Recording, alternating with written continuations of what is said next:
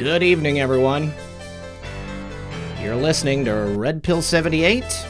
I am the corruption detector, and this is Comfy Sunday. I am the corruption detector, and this is Comfy Sunday. I am the corruption detector, and this is Sorry about that. Bit of a technical difficulty. Anyways, this is Comfy Sunday with Red Pill 78, Methods, and WhiteHat.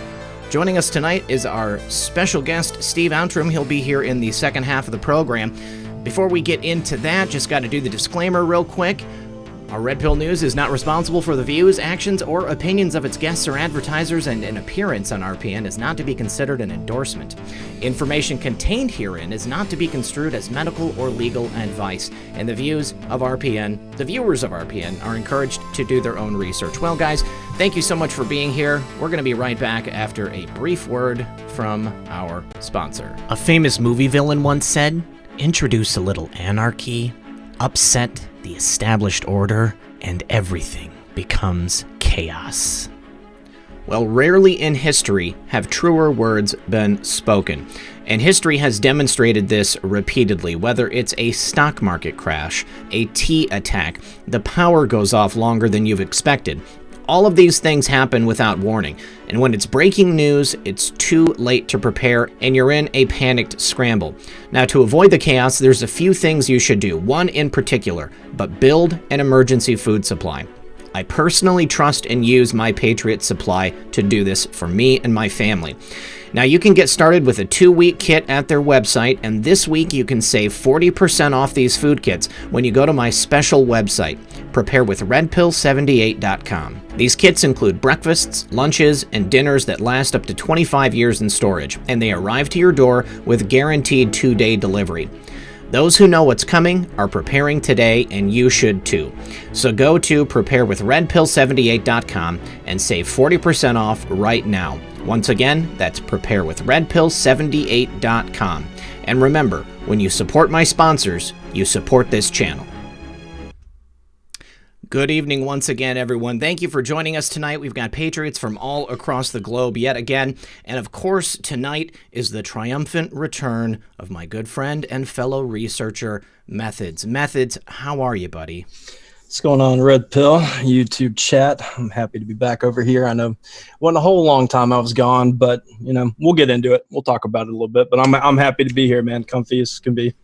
Good stuff, good stuff. And WhiteHat, what about you, brother? How you doing? Hey, look at that. The man, the myth, the legend himself. Here he is in the flesh. What's up, Red Pill? How's it going, Methods? Good to see you guys. Hey, buddy. Dude, I'm glad you're here. I'm so glad you both are here. You guys know how close we are. It wasn't the same without you around, Methods. And WhiteHat and I did our best to uphold the tenets of this movement in your absence. But it just wouldn't be the same without you here on a daily basis. We had a lot of people. They were really worried about you. A lot of people praying for you more than anything else. And I know that a good number of them would like to think that the prayers that we sent out for you did some good. Right. And yeah, I poked my head in on the internet a little bit and saw just the overwhelming support and love. So I want to start off by saying thank you all. I mean, I refer to you guys as my family. It's not a joke. I love every single one of you, everybody that's been there either from the beginning or just found us. You know, you're all the same to us, you know, just as equal. But yeah, with that said, I guess I'll go ahead and get into a little bit of this stuff to kind of clear the air a little bit. A few months back, I brought up health issues, stuff going on. I don't really like to talk about my personal life. I like to focus on the task at hand, work on the stuff that we do, and just keep going forward. But I started noticing some things that were very similar to health issues that run in my family. Had it checked out. Doctors just told me to keep an eye on it. But I kind of, it kind of scared me a little bit. As far as I'll go with it, it has to do with heart problems. I don't really want to get into specifics and all those things. I just like to believe it's in God's hands, and we're going to keep moving forward with it.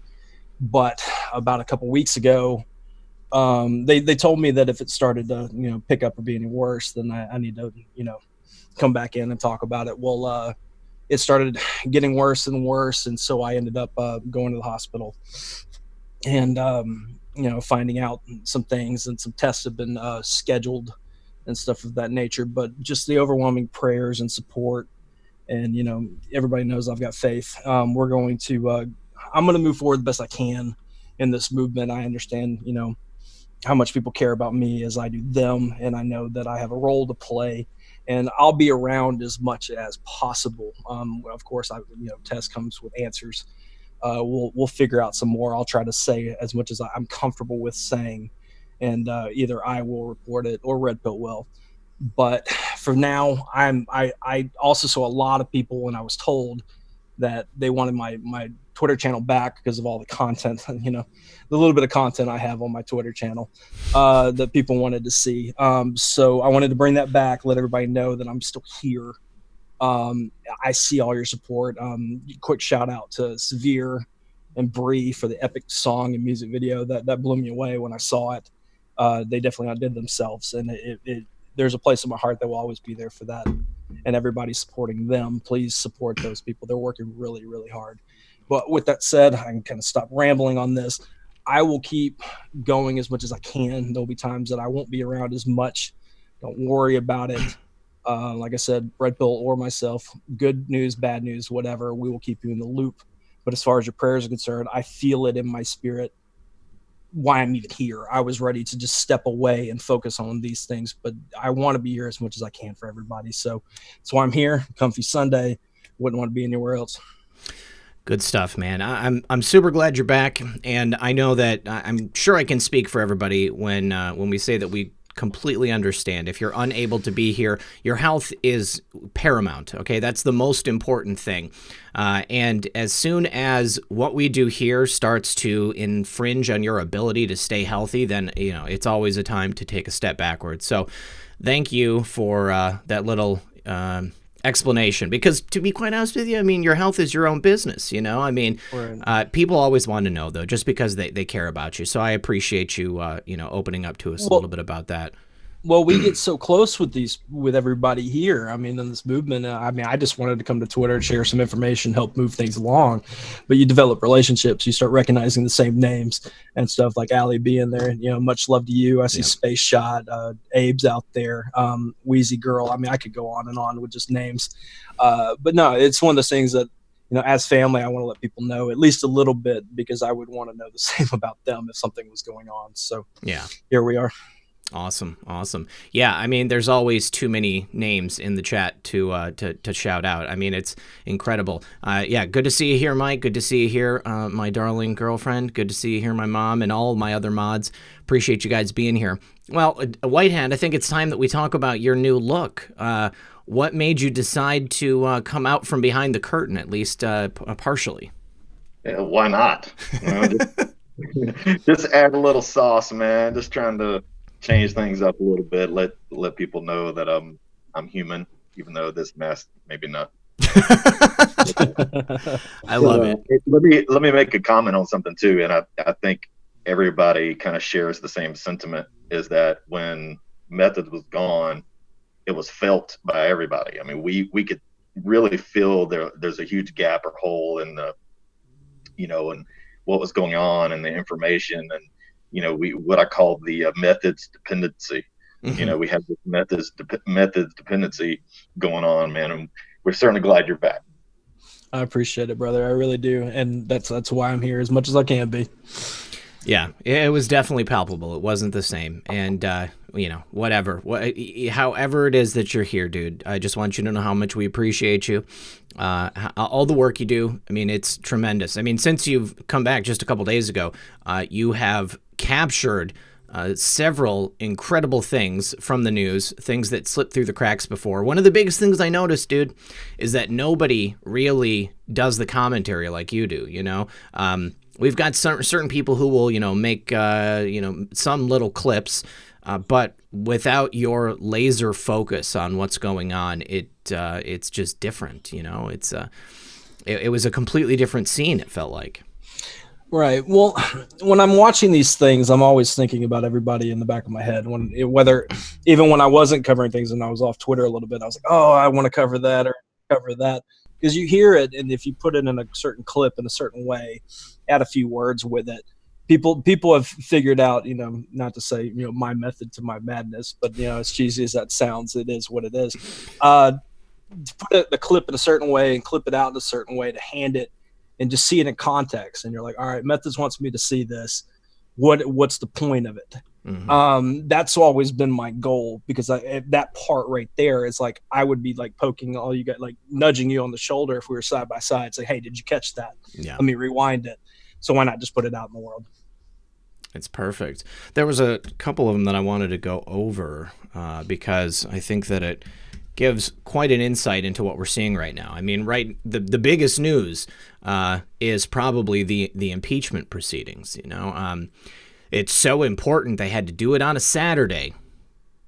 Probably the most boring bit of news that I've seen in recent months. I mean, Adam Schiff and his cronies, they've really got nothing to say. I was noticing the manner with which Schiff was putting this stuff forward. He was a lot of emotional pleading, a lot of trying to convince people that there was something when there's truly nothing there. I mean, there is no criminal act. There's no high crime. There's no misdemeanors. WhiteHat, when you're looking at what's going on, I mean, from a law enforcement perspective, I mean, how ridiculous is this? It's pretty ridiculous. I mean, I think what you just said is right on. I mean, I don't know what to say other than I just got completely bored to death. Yeah. And I'm glad that the Republicans came in and only took 2 hours of their 3 hours. And, like they said, they eviscerated, Adam Schiff. But see, we all knew this was coming. Mm-hmm. We all knew this was coming. And I think the hard part about it is just waiting.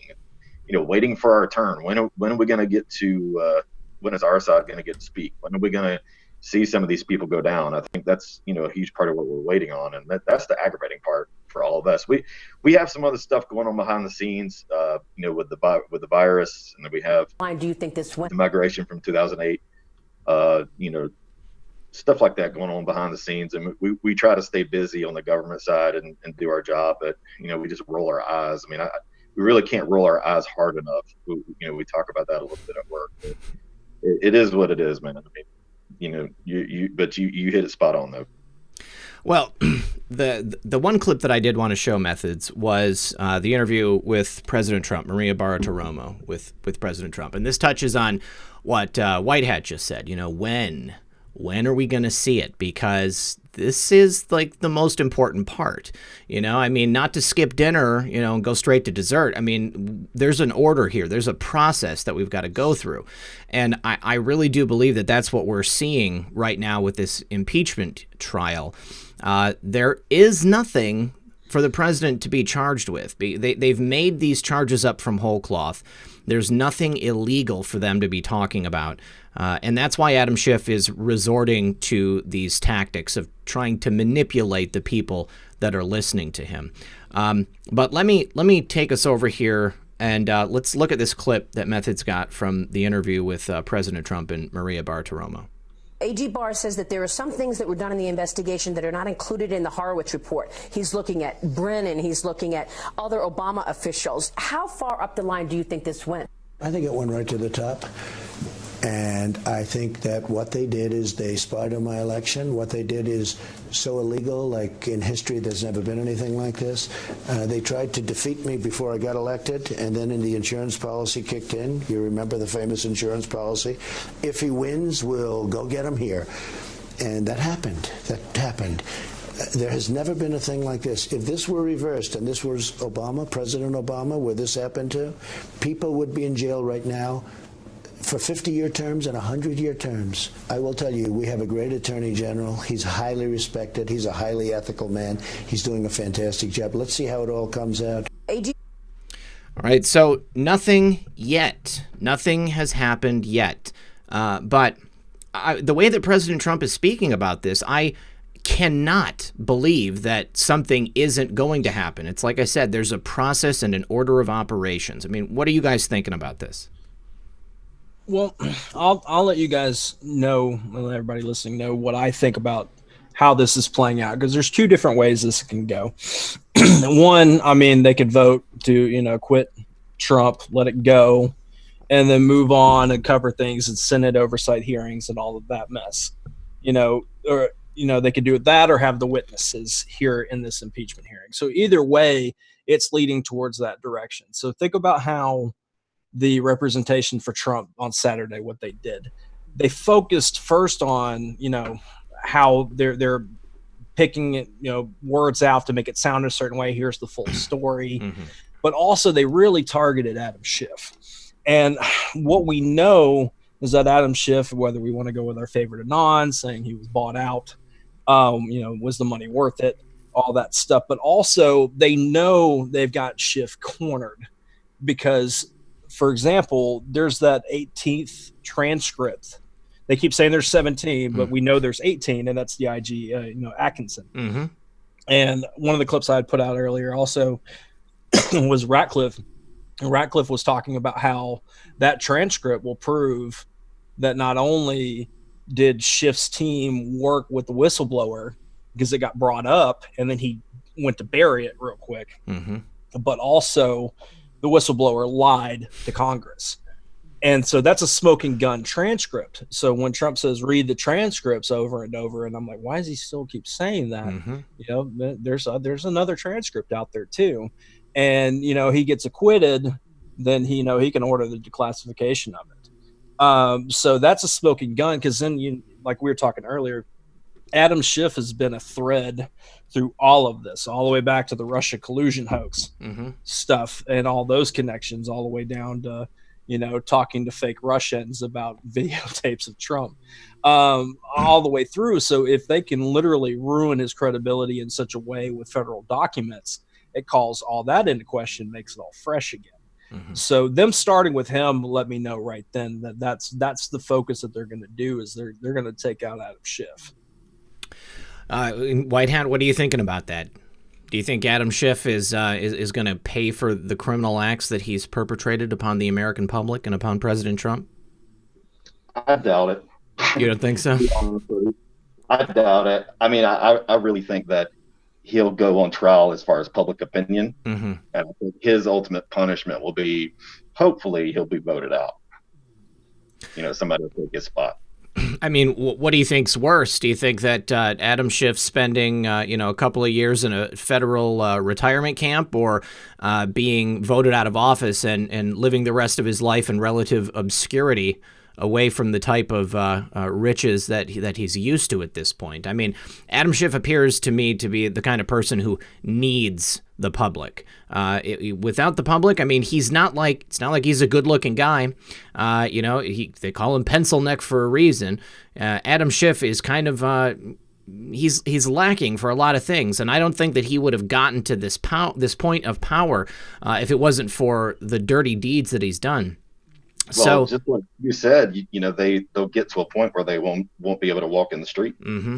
Mm-hmm. Well, you have to also remember that we have, even though Lindsey Graham is talking about not necessarily wanting the Biden-Hunter stuff to intertwine with this impeachment hearing in the Senate, it's going to happen one way or another. Mm-hmm. And we do know that Schiff, through Rudy Giuliani and all the research and stuff, Schiff has financial ties to the corruption in Ukraine. Yeah. So he has his time coming.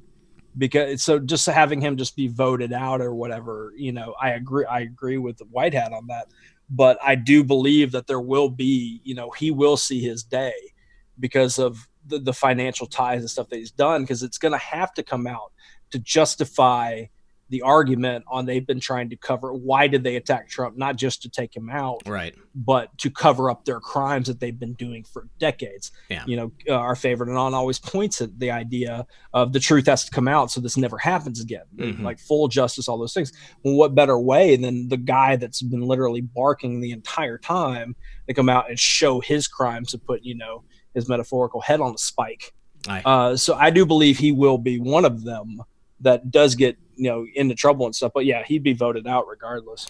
Yeah, I agree with you on that, and I want to go back to that, but I need to say thank you to the audience. First of all, Jay Campbell, thank you for joining.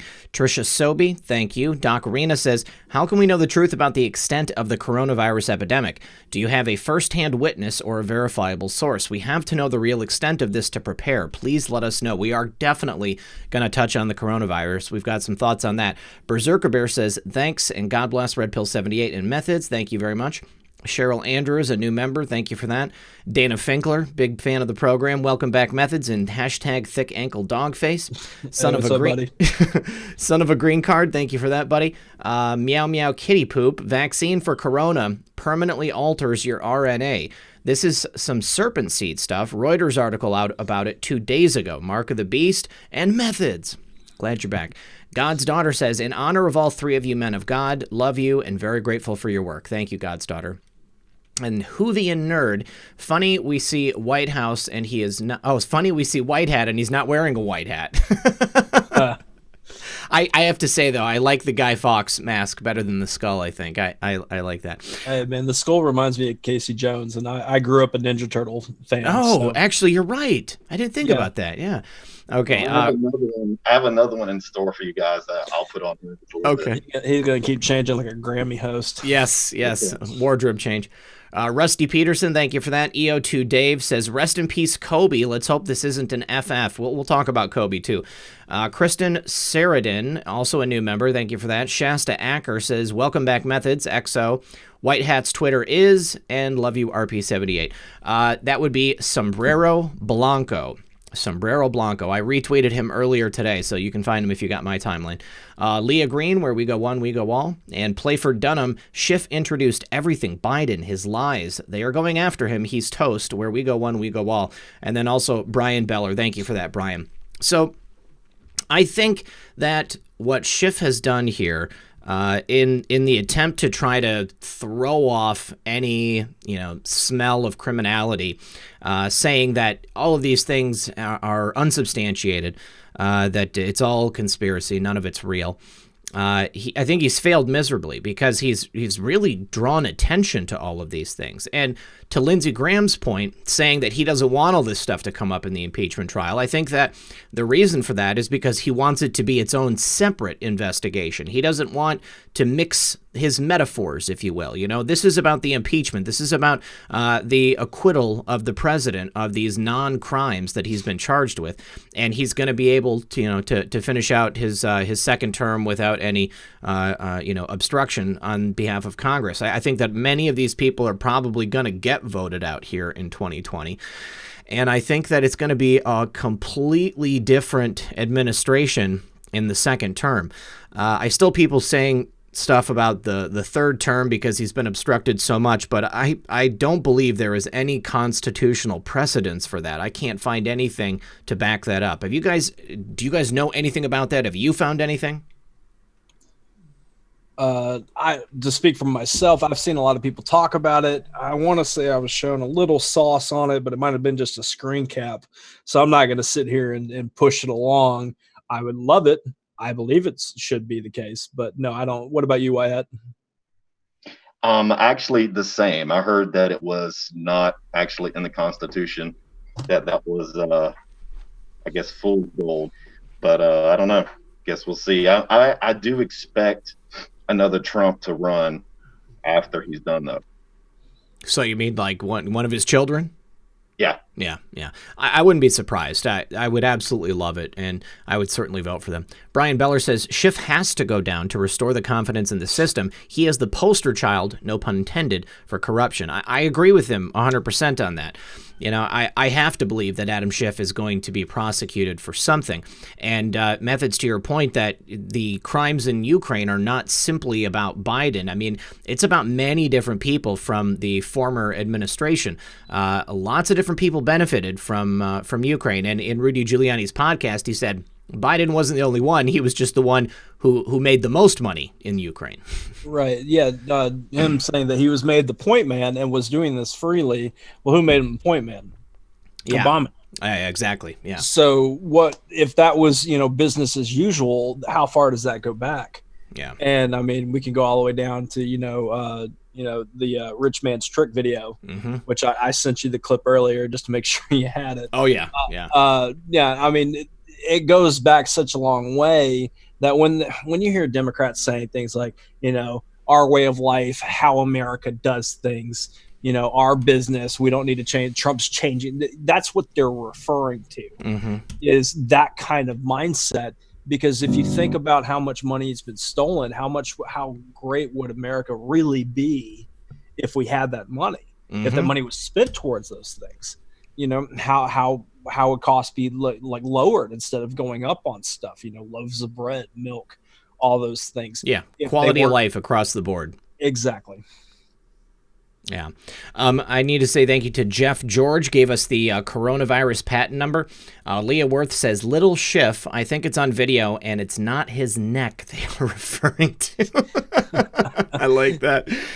English Rose Maria, another new member. Thank you, English Rose Maria. And Poopy Pants says, something stinks. Something stinks. Something's rotten in Denmark. Well, I think that's an excellent point to segue into this business about the coronavirus. And WhiteHat, I mean, I'd like to know from again, from your standpoint, in your position, what do we know about the coronavirus? I mean, what's being reported, and maybe what are you being told?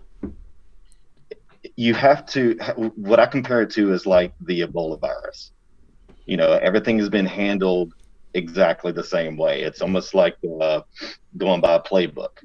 So it starts somewhere else. The government sends people out there, somehow it finds its way back here, and then it ends up, turning into nothing. I haven't heard, big numbers, only the numbers that, everybody's been sharing on Twitter. That seems to be legit. Well, here's the thing that I was thinking. I mean, if this is coming from China, what are the chances that China's actually going to give us the correct information? I mean, this seems on its face to me, if it's real, something that the Chinese could lose a lot of prestige over. I mean, if they cause a global pandemic, then obviously people are going to be, upset with the Chinese. And I think that maybe some governments will too. But, I mean, it occurred to me this whole thing could be a psyop. I mean, we had the exact same, type of hysteria with the bird flu, with the swine flu, with Ebola. We've had cases confirmed, but it never reaches pandemic status. It doesn't even really reach outbreak status. But I, many people in the chat tonight have already been alarmed over it. But I did want to bring this to your guys' attention, and this is uncorroborated at this point, but it's being reported by the New York Post. Apparently, we have a whistleblower from China. She's a nurse, and she says that there are over 90,000 people in China that are sick. And that would be a lot more than the 1,975 that China has officially reported. WhiteHat, I mean, do you have any knowledge of the coronavirus? I mean, has this been something that was talked about or prepared for? I mean, is it supposed to be that much more virulent or deadly than the flu? Because it seems like a lot more people are dying every year from the flu and complications to the flu. No, this isn't something that was anything that I've heard about. The only thing I know is this virus is not something that's new. Obviously, there's a patent for it or whatever, that it's been in animals. They've known about it, and you're right. I mean, hell, the regular flu kills more people every year. So no, this hadn't been on my radar or anybody I know. Have you heard anything about vaccines for it? Because, I mean, this is a lot of people, their first thought is, okay, they want to cause this panic, and then they're going to come out with the vaccine, and they're going to make everybody get the vaccine. I mean, in exactly the same way they did as the bird flu and the swine flu, and I never got one. Never had to worry about it. No, I don't see this being a money grab, to be honest with you. But, the thing is it's still ongoing. We'll see where this goes. I mean, if it ends up happening where, a huge amount of numbers of people have it, and then all of a sudden a vaccine comes out, and then, I don't know, then you can start digging on it. But right now, it just looks like a nothing burger to me. But I mean, obviously people are dying. It's not a nothing burger in that sense, rest in peace, for God's sake. But it's still we're waiting to see, I think, what happens or what's next. So, I mean, they're saying about, let's just say 2,000 people are infected, official numbers, with 56 people dying. I mean, that doesn't seem like a particularly deadly virus. I mean, what do those numbers sound out of whack to you? I mean, does that sound normal for something, a pneumonia-like virus? Well, just so your audience knows, some of the reason why he's asking me this is because I have about 15 years of medical experience before I went into the cyber world. So what it sounds like to me is that whenever you have the flu, the people that are most susceptible are probably your elderly or small children. Mm-hmm. So out of those that were infected, you're probably looking at your most weak, or something along those lines. But it just doesn't seem out of the ordinary. Yeah. Well, and as far as the numbers go, it just reminds me of like the rocket counts that happened when the Iran thing was popping off. We were told 30, 60, 70, and then it was 4 or 5. So as far as the numbers go, of course we need to pay attention to this stuff. But as of now, to just quote articles saying that it's 90,000 to 100,000, like your super chat earlier saying, hey, do we have any boots on the ground evidence? Mm-hmm. We really need to wait for that. Yeah. To know these numbers, pay attention to it, obviously. And I'm glad that we are already, as a country, paying attention to, points of entry of direct flights from there. I know WhiteHat had mentioned that there's people in that community that are being called to screen people to do those things, which is great. But as of now, running with numbers, and so we really don't know. It's just something to be aware of. Yeah. And don't exactly make travel plans to China right now. Yeah, absolutely. I mean, my main point here is just be aware, keep yourself safe, but have some sense about it. Don't allow yourself to get caught up in this hysteria, because I do think it's very possible that this is just simply something that's meant to take our attention away. I mean, like this, as I said earlier, this could just be one big psyop from China. I mean, we don't know that any of this footage that we're seeing from China is legitimate. This could very easily be produced on a soundstage, on a green screen. They could have actors pretending to, drop to the ground and convulse. I mean, all of it is unsubstantiated, every single bit. And the only official information that we have from the CDC is the hard numbers that I gave. Now, let's see. We need to say thank you to English Rose Maria. She says, love the show, Red Pill, and so happy to see you back, Methods. Love from the UK. Thank you that. Clayton York, also a new member. Thank you for that. Shop Mom 777. Appreciate your donation. Jeff George says, Podesta's art did not hang itself. Oh, man. I like that one. Yeah. Trisha Q Patriot Texas says, 3 of my favorite Anons. Methods, so good to see you. Thank you for that, Trisha.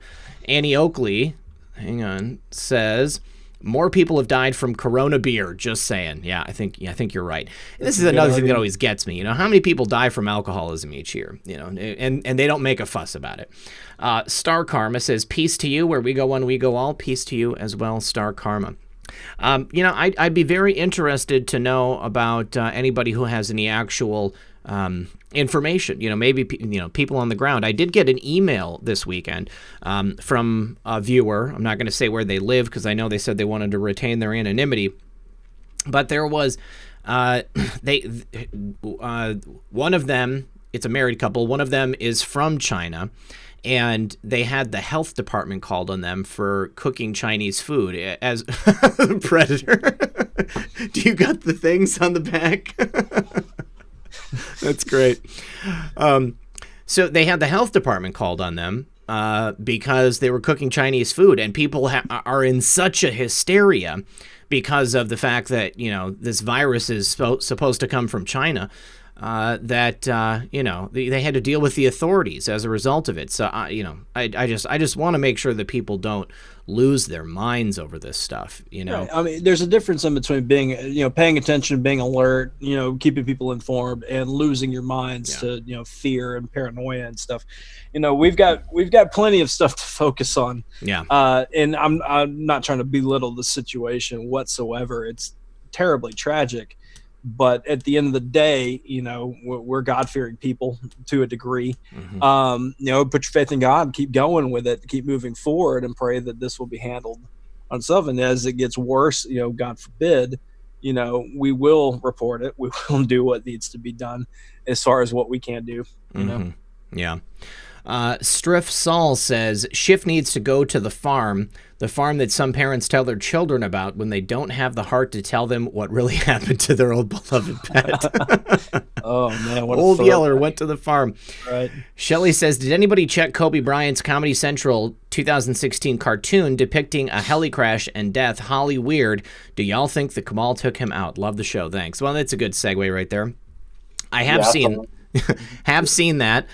We've been talking about Kobe all day. There's definitely some strange coincidences and things going on there with his death. You know, the first thing that we noticed was that his death occurred less than 24 hours after LeBron James beat his all-time record in scoring in the NBA. And, you know, I think for the record, Red Pill just spoke the most knowledge he's got about basketball. That's it. Live on air. Straight from Methods too. Well, what does that even mean, Methods? He shot the hoop more times than Kobe. Yeah. Sports ball.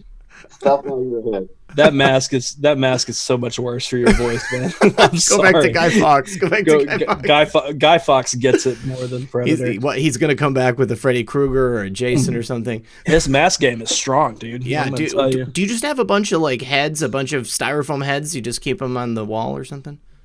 Well, yes, the answer is yes.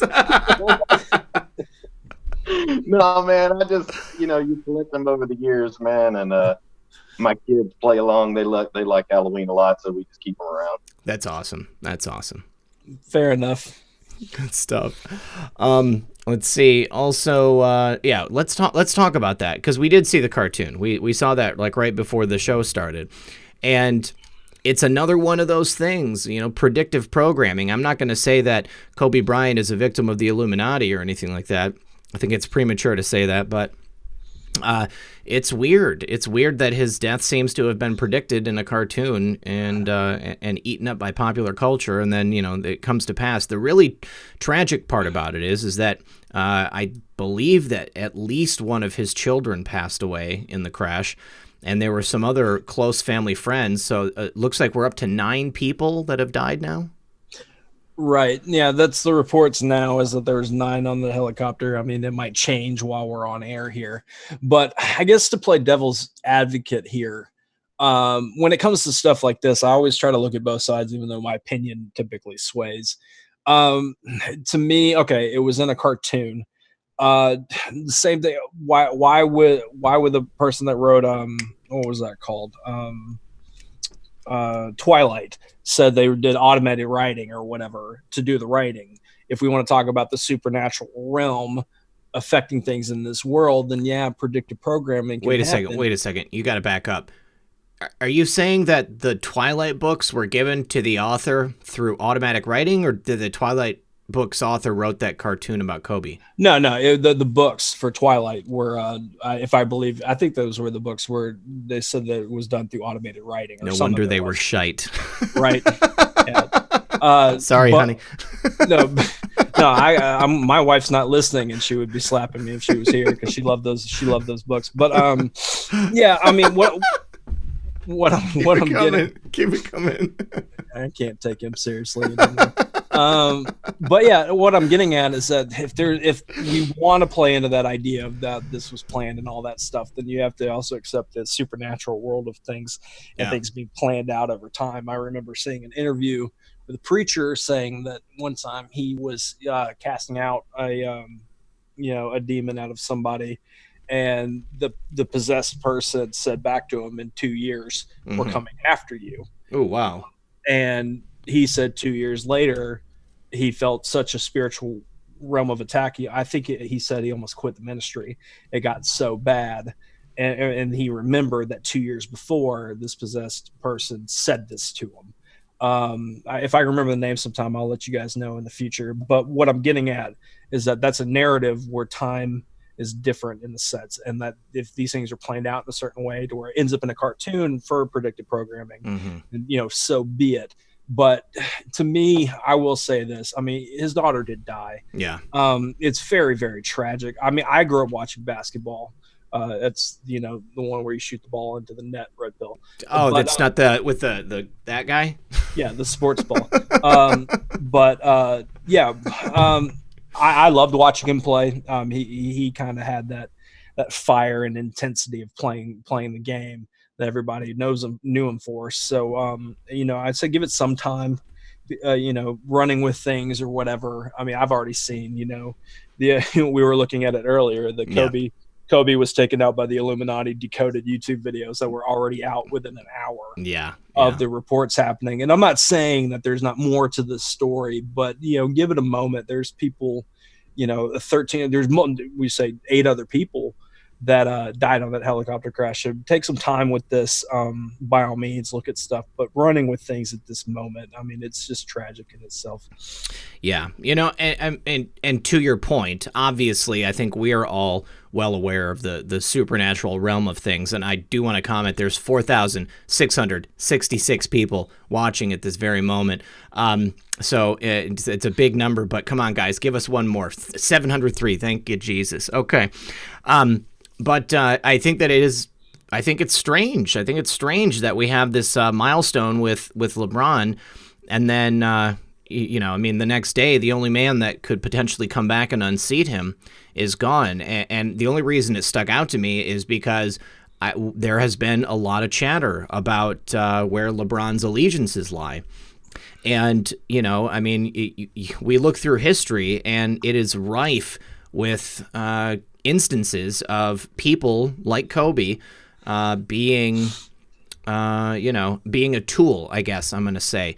And, you know, I don't know that much about Kobe. So, I mean, I don't know if he was a man of God. I don't know if he was even close with LeBron, or even if they had a rivalry, you know. But LeBron James, if there was anybody that I was going to say, you know, could potentially have that in them, that could maybe be it. But I think that the most important thing we can do is pray for Kobe's surviving family. It's super, super sad. You know, and I'm, like Method said, there are a ton of videos already out there kind of dissecting it. Somebody told me to look up post 626, and that's about Operation Mockingbird. I don't know if that was the right post or not. But yes, Niels Van Geffen, Steve Outtrim is going to be here at 8 o'clock, so in 19 minutes. Real quick, Nadine says, Methods, big hugs, and much love, Twitter master. Trump Be Cool says, we need a shift perp walk. Methods, we will always have your back. Much love. Brian Siegel, Red Pill, Bill Gates sponsored Event 201 in 2019. We'll have to take a look at that. Chris Lieb says, will the coronavirus affect the new China trade deal? Personally, I think if anything, it would be a positive for the trade deal, because this could be a potential economic drain on China. Maybe they need the assistance of the CDC. Maybe they need the help of ourselves and other Western nations. I mean, what do you guys think about that? Could the coronavirus have any impact on the trade deal? I'll jump in. Not that I can see right now. Yeah, I don't see it either. I mean, if anything, it's definitely a good narrative control over there, because China would ultimately, I guess, look weak to their people, and they don't want to have, you know, Hong Kong happen even more across China, or what's happening in Iran with the stuff that happened when they showed weakness. You know, so if anything, it does kind of change the narrative over there as well. I think we have to keep an eye out if this virus finds its way to Hong Kong or to places we know that they are, protesting. I think we have to really watch out. FTW champs. I don't even need to know, and I know that it's probably great. Talking about that MSNBC clip. There was an MSNBC anchor who was talking about the death of Kobe, And I think that she mixed up Knicks and Lakers, and she said a conjoined version of those words. But thanks for getting me again, dude. I think he's just said that more than once, trying to get our attention. I was avoiding it personally, but yeah, I heard it, and my 2 cents on it. It was a mixture of the 2 words, but she might as well have said it. Yeah. Because if you read the comments under these things, they're calling for her head on a spike. Oh yeah, it's people are going nuts, and then you have all these white knights out there. So I've never said anything even remotely, even close to this. Like, okay, you know what? You've never been on national television doing a 24-hour news broadcast. I mean, I'm sure that there is a tremendous amount of pressure that woman is under right now, having to talk about that stuff. And a little slip of the tongue like that is, devastating for a career. Lenore Sullivan says, Trump for 3 terms, please. Thank you, Red Pill. And Son of a Green Card says, Peanuts Hotel in Kobe, Japan. That is an odd coincidence as well. Were you aware of that? I didn't know anything about it. Yeah. Nate Kane, what's up, Nate? I don't know if you're watching, but he just sent me that video of from 2016 of that helicopter crash. And then Leah Worth, thank you so much for that donation as well. So yeah, there's it seems the longer I'm alive, the more I have to question all of these coincidences. I mean, is it just the fact that these people are in popular culture, that we're inundated with photos and videos, and we know things about their personal lives, or is it that there is some grand design? I mean, I'm kind of teetering on the brink of it. I like your glasses, dude. So, I mean, it's difficult. It's difficult to know. I mean, here's the thing. In the line of work that we're in, we are training ourselves to look for this stuff on a daily basis, to recognize these patterns, and I think it is possible for us to see something when it's not there sometimes. But again, it's a fine line, I mean, we have to, really decide which side we're going to be stepping on. Right. I mean, there's a difference in between literally using the craft that we've been working on, that our trade of paying attention to things and focusing, to just be good at it in every instance, take it all the way down to see where the rabbit hole goes. But to then say, oh, okay, well, I think this is right, even though it just happens to be numbers that line up or something like that. Mm-hmm. And then run with it, and then argue about it, and then denounce people who are against it when it goes that far. Yeah. It's like, think about if you just didn't say anything about it and just waited a few days. Yeah. Like that's what I try to do. And I know a lot of people out there are great. They're very, very good about that. Mm-hmm. It's just sometimes you kind of see that happen, and it's like, okay, because you got numbers line up, or inverted numbers, or a gematria search engine gave you the word. Mm-hmm. That's fantastic. That's cool. Is it really worth running out and putting it out there in that world just yet? Right. Because you don't know how much it might be spinning people off what they're researching.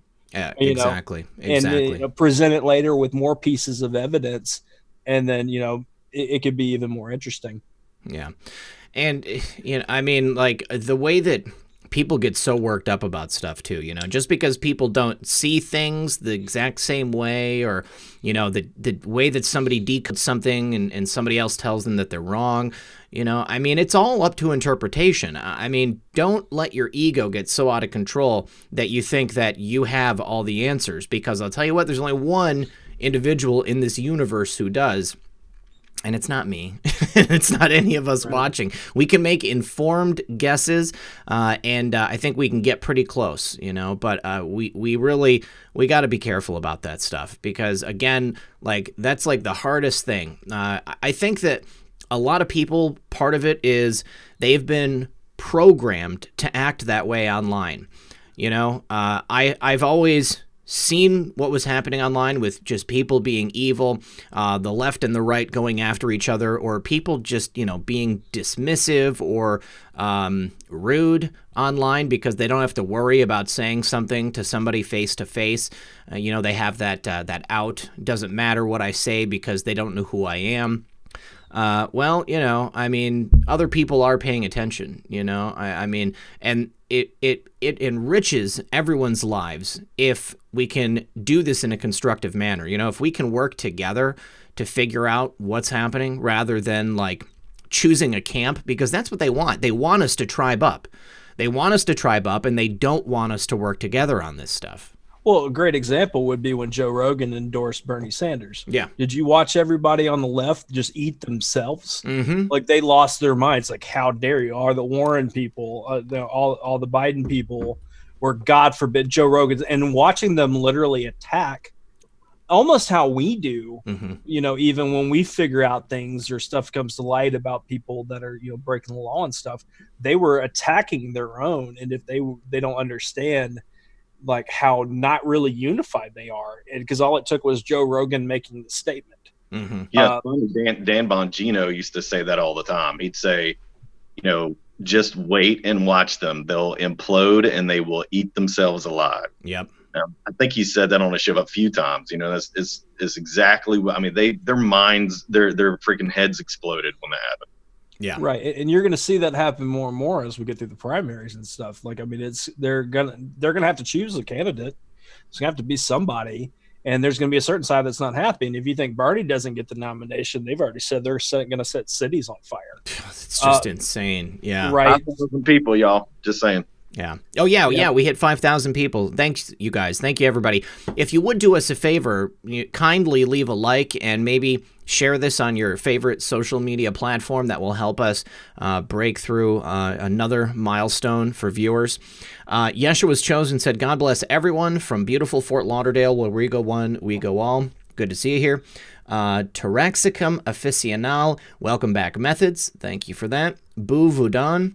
Trump is the Ayatollah of rock and rolla. Nay to impeachment. I like that. Lindsay Salis says, proud to be part of 5,000 Patriots watching tonight. God bless. Thank you, Lindsay. And Leah Worth says, I screwed up. LOL. Comfy Sunday. Where we come to see WhiteHat disguises. I vote for Inspector Gadget. Yeah, WhiteHat, I think that you're going to need to have like a series of rotating disguises that you bring out every Sunday. What do you think about that? Is he still there? He might be changing disguises. I think, okay, he's changing into another one. Well, in that case... I'm still waiting on a white hat. Sorry, my daughter is messing with me right now. She has homework questions, so hold on one second. Not a problem. Well, thank you, Coco Scott, for the donation. Appreciate that. Oh man, so basically, I just want. Why can't we all just get along, guys? That's all I'm interested in. I am just rooting for the day that the people who think they are our enemies realize that we have been fighting for their rights all along. That we are fighting for the rights and the freedom of every single American and every person on this earth. You know, the United States may not be perfect, but it is, without a doubt, the best country on the face of this planet. Then the best country we've had so far. Okay, you look back at history, and it's full of dictators and despots and emperors. Our founding fathers came together to create the best possible government that they could envision within the confines of, their limited understanding. And I think they did a really good job. People of the United States prosper more than anything and more than anybody else. They have the most opportunities. They have the most freedoms. They have the most opportunity to screw up because we really do allow people to decide if they're going to make the right choice or not, if they're going to, go down the right path. It is possible to come here and to be an incredibly terrible person, to be a criminal. But you go to another country and you think about stealing a loaf of bread and you get your hand cut off. You come to the United States and you decide that you're going to, set up a rat line from Mexico to Canada full of uranium. and you get rewarded.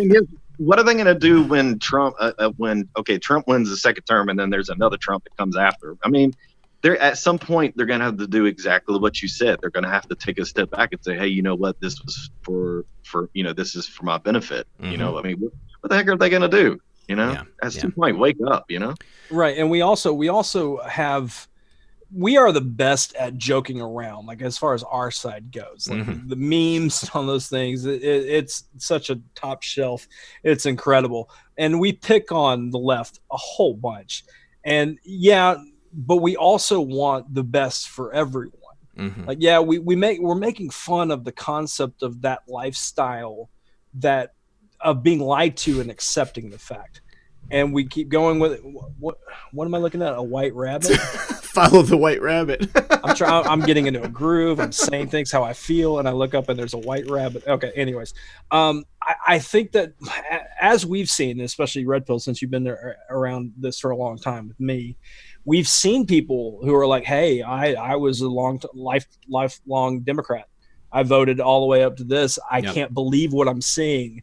And I will be voting for Trump in 2020 and all that. Seeing those things happen, like to WhiteHat or White Rabbit's point, they're going to see, another Trump after the fact, after Trump, that kind of life that we're going to keep pushing.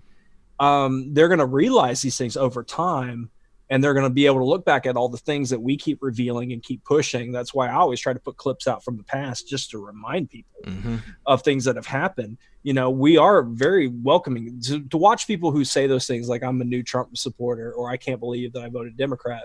And then to watch the love that happens for that person out of people that most of the time don't even comment. Just take a moment. It's a beautiful thing. Like, we really do care. It's just we happen to be the best trash talkers in the world, so you kind of have to decode it a little bit. Right. I mean, the thing about the left is, unfortunately, they just don't have a sense of humor. Like, they don't have the concept of being able to look at yourself and laugh at what you see. I mean, like, that's why I try to bring humor into this program. And I'll go ahead and take some ribbing because I'm not a sports ball guy. But I mean, it's just how it is. And they're so serious, so serious. You gotta be able to laugh at yourself. And to your point about people realizing that, maybe Trump is acting against their self-interests at this moment, but in the long run, it's really in their own best interest. The things that we've accomplished in this country since he came into power, the changes that have been affected, it has been incredibly glorious, and it will be even better for future generations. Ray Varon says U.S. Embassy hit in Baghdad. Wow, don't know that. Yeah, I know a little bit about that. Okay, so well, 1 second. Let me just say, JNBD says, why do people send $1.99 instead of $2? I think it's because they're on their phones. And then Dennis Ranshaw said, your show tonight is great. Thank you both. Adam14041 says, waiting for the Star Wars Stormtrooper helmet. I am too. Heck yeah. Bless You Now too says, thanks for being beautiful, maybe? Thanks for being here, maybe. Okay, Diana Odio says, enjoy the show. Leanna Conley says, thank you guys for such great work. By the way, will Trump do a deal with Iran? I do believe he will. We can talk about that. Kat Young says, you need to check out Joy Villa's Grammy gown. She went Trumpian style again. Gorgeous and brave woman. Joy Villa on Twitter. Twitter. Love you guys. And then Mr. Austin 27 says, never trust the mainstream media. Absolutely. Okay, so WhiteHat. Yo. We were talking about what was it? Yeah, so my homeboy that is actually stationed out there told me they sent a message out complaining about the food, and they just went ahead and bombed it for him. That way they could just spend money on a brand new cafeteria. Okay, I'm kidding. No, basically what happened is they shot a missile out, and it hit the cafeteria at the embassy there. And I don't think so far that anyone's been killed. But I believe it did hit the mess hall or the cafeteria there. All right. Well, hopefully everyone's safe. Yeah, that's a scary thing. It's a scary thing. Well, you guys, I just want to let you know, coming up next is going to be our good friend and fellow researcher, Steve Outtrim. Steve is a Pkwy patriot.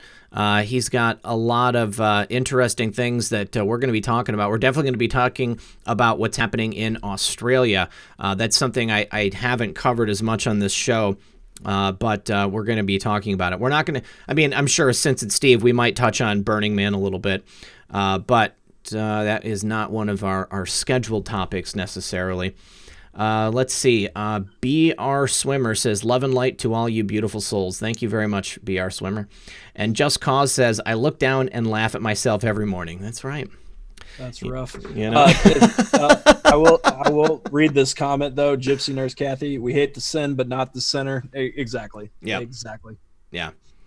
Yeah. You know, and that's what gets me so angry when people are they talk trash about the founding fathers. Well, you can't because, or, you know, why would you want to, you know, when they did this or that, you know?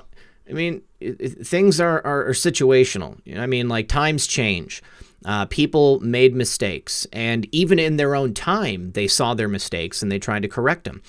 And they act like phenomena of criminal acts or, you know, power grabbing or, you know, I guess despotism, like it was centrally located in just a few places. You know, I'll let everybody know. The history of Earth is the history of stronger people subjugating weaker people or taking advantage of someone in a weak moment. And the beauty of it is that every time that's happened in history, those people have risen back up and they have emerged from whatever those chains and that bondage was. And that is exactly what we're seeing right now at this moment in history. It's so important.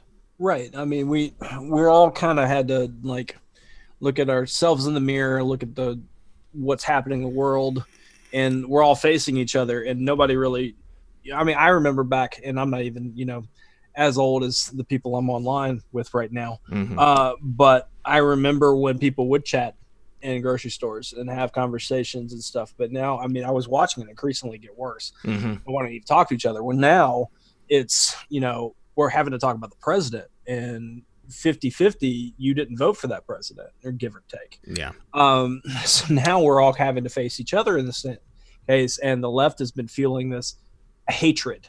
They think they want their side to think we hate them, and they want their side to hate us, and they want us to be the problem and them to be the right side. Yeah. So that's where we're all having to come together. And I think, you know, having our favorite anon show up and having this movement created in a way that it has allowed us to kind of just accept each other for what they are. I mean, not everybody in this movement would hang out, have a beer, watch a sports ball game, whatever the case. Like, I think that's okay. It's okay to be different in this movement and not get along with everybody. Yeah. We all want the same thing, and that's the freedoms for each other. And, you know, for the world to be, you know, be correct, you know, to fix this mess. We all can at least agree on that. Yeah. You know, actually, one of the reasons why, I'm sorry, go ahead. I was just going to say, you know, because we're all working towards a common goal. It's about respecting each other. You know, like, I don't think everybody in this movement would want to hang out with me, you know, like on a Friday night. I mean, I'm a particular type of person, you know. I mean, like, everybody has their own vibe, you know. Their groups that they want to hang out with, or that they really understand and get along with. And you know, just because we're in this, you know, doesn't mean that we have to be friends with everybody. You know, I mean, like, if somebody is not your type of personality, you don't have to, you know, put yourself into a situation where you're forcing yourself to, you know, to be aggravated or, you know, to be rubbed the wrong way. You know, but be respectful, you know. I mean, like, you know, we're, like Method said, we're all in this for a common goal. And I just want to say, our good friend Steve Outtrim has joined the conversation. What's up, Steve? Hi, Red Pill. Hi, WhiteHat Methods, everybody out there. Thanks for having me. Hey, buddy. Glad you're here, dude. Glad you're here. WhiteHat, I'm sorry, bud. What were you going to say? Oh, well, I was just going to go back to one of the main reasons why I came out and about was for, you know, like you were talking about, not everybody knows, you know, about government employees, and they all think that we're like the collective conscious that we all know about freaking chemtrails and all this other shit and excuse me crap and all this other stuff. And you know, if we're regular people, you may not want to hang out with somebody like me in public, but you know, I mean, we're all in this, you know, a lot of us are in this for the same reason. We want to know the truth. You know, we believe in God. We're all headed in the right direction, and, you know, we need to have each other's backs. Yeah. I mean, I do appreciate you mentioning that. You know, when you first approached me, that was probably the number one reason that I wanted to get you on the air, because there was a lot of animosity towards anybody working for the federal government. You know, I mean, people were, you know, immediately, okay, well, this person is already part of the problem. They're the deep state because they work for the government.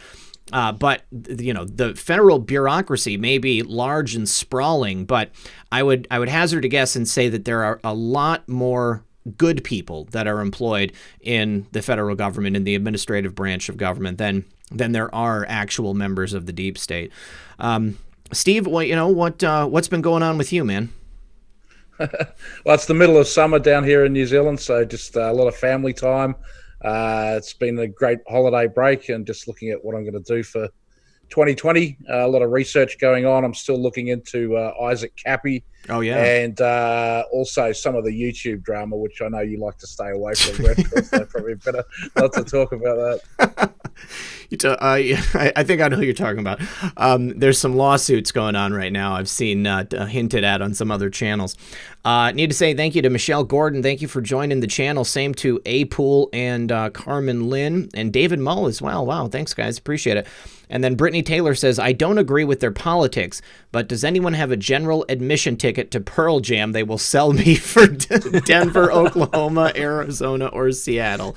Oh, man. Yeah, I have no idea. Those tickets for Pearl Jam are probably got to be like Rolling Stones level, huh? You're talking like a couple $100s, I'd imagine. Any idea? You're asking the wrong crowd, man. How much is a ticket to a Lakers game? I don't know that one either, because I wouldn't go to a Lakers game. Let's Steve, I mean, we were talking about Kobe Bryant early in the program. And obviously LeBron James is tied in just because he broke Kobe's record. There's a lot of speakove online about what happened to Kobe, and or is anybody else involved. You've been awake for a little bit longer than us down there, so I wondered, was that like in the news cycle when you woke up this morning, or was that something that broke late in the day? Yeah, well, I mean, I use Twitter quite a lot. If anyone wants to follow me on Twitter, it's at Steve Outtrim, SteveOuttrim. And that's how I found out from Twitter. So, that's obviously international. I mean, it's quite amazing taking the record, but then also that it's the Grammys weekend, and the Grammys is taking place at the Staples Center, the home of the Lakers. I've seen some coverage. I was watching the CBS coverage before, and everybody's calling it the house that Kobe built. And it really is just such a sad thing. But one person on CBS brought up the memory of Whitney Houston also dying on the day of the Grammys. Oh, wow. Okay, that's interesting. And then I know we mentioned this before the program, but Kobe Bryant took Brandy to his senior prom, and Brandy was supposed to be kind of the musical successor to Whitney Houston back in the day. I mean, and I only know this from watching like VH1 or something like that. But back in the day. But yeah, to Steve's point, I mean, seeing everybody, the whole world, I mean, I already saw multiple languages covering Kobe Bryant within an hour of it breaking. He built the Lakers team, as far as like the newest, after the Magic Johnson days and all that stuff. Kobe Bryant was with them for 20 years. I mean, he literally was how they got championships, how you could believe in them and all that stuff. Now, outside of what he was and what people find digging on him, because that's what Anons, Patriots do, and this movement, when anything happens, they dig into everything about him. But with that said, that's why you're going to see such a big deal about Kobe dying, because the argument was, is he better than Michael Jordan? Mm-hmm. That argument happened a lot. I actually watch basketball. That's kind of my my vice when it comes to sports. I watch a lot of basketball. So seeing that was definitely interesting, especially watching how much they made a big deal out of LeBron just surpassing his scoring record 14 hours before. Mm-hmm. And then he dies. So yeah, of course, all the red flags are there. But I mean, 7 out of 10 plane crashes, like what our favorite Anon says, you have to consider those other 3 as well. So that's what I'm saying. Step back a little bit. But it is interesting, and you'll hear some points from these guys tonight that make it curious for sure. Well, I did some digging into the type of aircraft that Pkwy was flying, and apparently it was a Sikorsky S-76 helicopter, and they have a relatively low accident rate. And apparently Pkwy was a skilled pilot, so he flew quite a bit. He would quite often fly that helicopter around.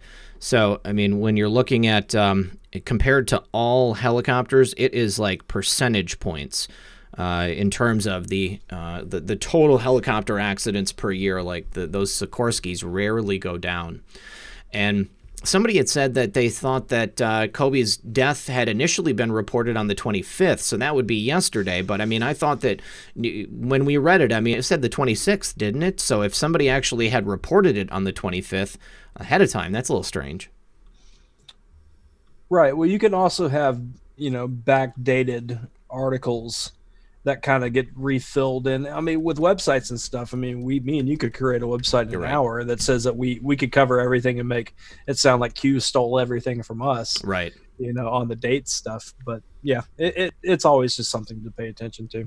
That's actually a really good point to bring up because this is something that always happens. Like anytime we have an event that takes place and people will see the articles and they're dated like, 2 weeks before or 6 months before. When you create a website and an article is just basically a blog post on whatever that website is, they will make a whole bunch of them ahead of time so that they're pre-formatted. Somebody can just take the text and go drop that in, and then they go ahead and publish it, and then it just comes up as the next one that on the list or whatever. So just because we have those date discrepancies doesn't necessarily mean that there is a vast conspiracy. But speaking of vast conspiracies, have there been any updates on the Isaac Kappy story, Steve? Anything that you've found in the last couple of months that you might want to talk about? Well, yeah, look, there's been a lot of stuff going on, and one of the most interesting angles to it that your audience may not be familiar with is actually called MateGate, M-A-T-E Gate is the hashtag. And it's a huge political scandal in Australia, which actually involves QAnon. So there was a couple of Twitter accounts, Burn Spy and Jesse On Your Mate. Yes. Big supporters and followers of Q. Mm-hmm. And when Isaac Kappy went to Australia, he met with these guys, which is a father and son. And the family are actually quite good personal friends with the Prime Minister of Australia, Scott Morrison.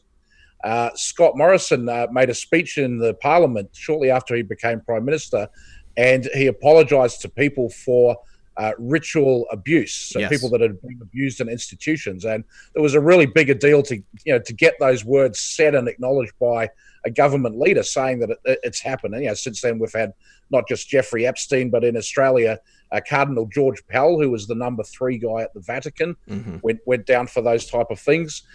And so we thought that was because of Fiona Barnett, but it turns out that when Isaac Kappy went to Australia, he met with a whole group of people specifically around getting the Prime Minister to say this statement using these 2 guys, including another guy called Allah High Priest. Now this MateGate thing has turned into a major media problem where they're saying that because, someone went and murdered the head of the Gambinos and related to our favourite Anon, then anyone who follows our favourite Anon is a crazy mass murderer, mafia person, conspiracy theorist or whatever, and the friend of the Prime Minister follows our favourite Anon. Therefore, the Prime Minister of Australia must be crazy. And I think for those of us who are in the movement, that sounds ridiculous, right? But that's what the mainstream media has been promoting in Australia. And so far, they haven't actually really got the Isaac Kappy angle of the story. I don't think that really fits into their narrative very well. But it seems like potentially he was used in this operation. And, when he talks about the great betrayal that he had that led to him passing away, to me, this seems like the most likely candidate of everything everybody's uncovered for what he may have been talking about. Is it turns out there was basically a political hatchet job targeted at the Prime Minister of Australia, and he was involved in that operation. Oh, so you think that Isaac was a Trojan horse? Yeah, and you have to consider that John Podesta came to New Zealand and met with the Prime Minister of New Zealand and said, the New Zealand election in 2020 is a juicy target for cyber attacks. Yeah. And then 2 days later, we had this mass shooting at the mosque, and the shooter live streaming it on Facebook.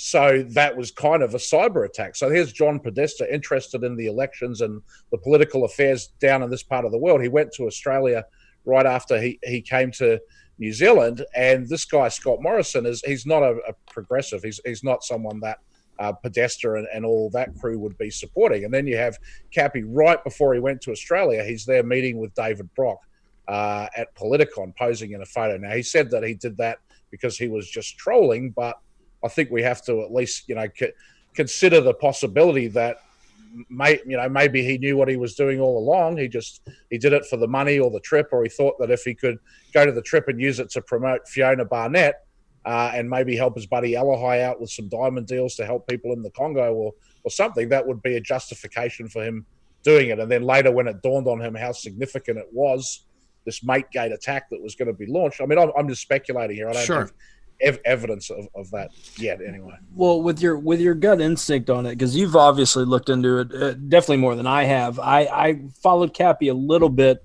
but obviously after he passed away, I paid a little bit more attention to it than before. But your gut instinct, do you think that people are going to be asking and probably arguing, black hat, white hat, useful idiot, made the wrong choices? What's your opinion about him overall after your research? I think that he was legitimate. I don't think that he needed to do this for attention. He was already in some pretty major movies, and as you can see, I didn't really realize his musical talents. I've only seen that since he passed away, but he was good. He was a multi-talented guy, and he could have done anything with it. And he really doesn't strike me as someone who is moping around, unable to do anything to provide for himself or with no future in his life. I think he saw himself as a genuine whistleblower, and I do believe the things that he said that he witnessed, although in itself that isn't actually evidence of any crimes being committed, what he saw, but it was enough to make him throw his career away and risk his life, and ultimately cost him his life, even if you do believe the official story of it. And I think that there are enough holes and problems and issues and suspicious coincidences around the official story that this thing really needs to be investigated. I mean, you can hear from the EMT traffic that headquarters called in and said it was suicide by vehicle within 20 minutes of the accident. And actually, as it turns out, that's almost exactly the time of death being pronounced. And it's a call's coming in to say, that was a suicide. I mean, they hadn't even gone through the stuff in his car. They hadn't, talked to anybody who knew him. They hadn't looked at his phone. They just said, it must be suicide. So I think that's suspicious. The police report coming out about these two teenagers that were struggling with him on the bridge. Well, there was no teenagers. That was a false story. So how did that come out? And the guy from the Arizona DPS, Bart Graves, the spokesman for it, he used to be the spokesman for the Democrat Party in Arizona. And also, when you look at him on LinkedIn, he has an IMDb profile because he made a cop TV show for Warner Brothers. So lots of suspicious stuff going on around that. And I really hope that the authorities open up an investigation rather than just those of us who are prepared to stand up and put their faces publicly on the investigation. But there's also a lot of people who for very good reasons aren't, and they're making a huge contribution as well. So I think we do have an army of anons out there, and things aren't like they used to be before the internet. And from the point of view of the evil people, the evil plotters, maybe they're assuming that things still are like that. Yeah, there's just way too many strange things with that case. I mean, like you said, it's way too tidy. They just knew exactly what to say from the very beginning. It seemed very contrived, and I can say from my personal dealings with Isaac, I mean, I feel that he was legitimate too. Obviously he was a deeply flawed human being. He had his issues, but I mean, the very fact that you were able to put those things together, that it does beg the question. I mean, I think it's irresponsible if we don't allow ourselves to take a look at these things just because it might make us uncomfortable or it might challenge our accepted beliefs that we already have. Well, you have to just cut you off real quick. You have to consider the circumstances and the timing, and that's what Steve's giving us here, is what's happening around the times that he was doing this stuff. Because, like I said, I wasn't paying attention that much about it. I didn't know what to think about him. But the idea of what he's bringing up definitely makes it, worth the second, third, and fourth look. And Epstein in particular, Cappy was like, we have to unseal Epstein. We have to look at Epstein. And, the 4th of July, which was predicted in Cappy's supposed suicide note, that is when Epstein was arrested. Yeah. Right. Yeah. So I think that the things that happened, it would make sense to me that perhaps he was taken advantage of by, let's say whoever the players are, went to Australia with, the best of intentions. But, there's some things that I've heard about one of those people that you had mentioned, that would lead me to believe that person could have kind of orchestrated all of this. And Isaac could be an unwitting player in the whole thing. And maybe he found out, he learned of what the plan was and he did feel totally guilty about that, because it's interesting that they didn't come out after Morrison with such vigor until after he had made that speech, calling for strict punishment of people who were committing crimes against children. Before then, I think they were more inclined to tolerate him. Real quick, I need to say thanks. Oh, let me just say thank you to Baby Yoda. I can't get that clip out of my mind. Mike running and people taking pictures. He laughed so hard it made me laugh too. Thanks. Thank you, Baby Yoda. Lisa Collins says, are you guys aware of the fact that Pat Cipollona's alma mater is Covington Catholic School? I think the bus crash was a coincidence. Your thoughts? Coco Scott, God bless all of you and your bones. Welcome, Black Methods. Dark Brain, thank you for that. Zoso Dude 77, a hearty welcome back to my favorite rock star Methods. Been keeping you in my prayers, brother. Good to see you. And Dark Brain says Q626 on 127.18, change of the narrative with Kobe. And I'm sorry, Steve, continue. Yeah, I just wanted to point out that one thing that this highlights is that, our favorite anon, it's not just a thing confined to the United States. It's worldwide. This is a worldwide movement. There are patriots everywhere. The ideals and values of 1776 America that are in the Constitution, that's an inspiration for freedom and liberty for the whole world. And, I get asked all the time why I care about American politics, but, we're all in this together. Yeah. And we're facing corruption everywhere. Right. It's all connected. Absolutely. Hey, WhiteHat, do you have any opinion on Cappy? I don't know how much you followed it. Actually, I don't follow him or his situation at all. I really don't have anything to contribute, to be honest with you. I've been learning as I go whenever you guys talk about it. Right. That's how I was. As soon as he passed away, I was like, okay, I need to catch up on this a little bit.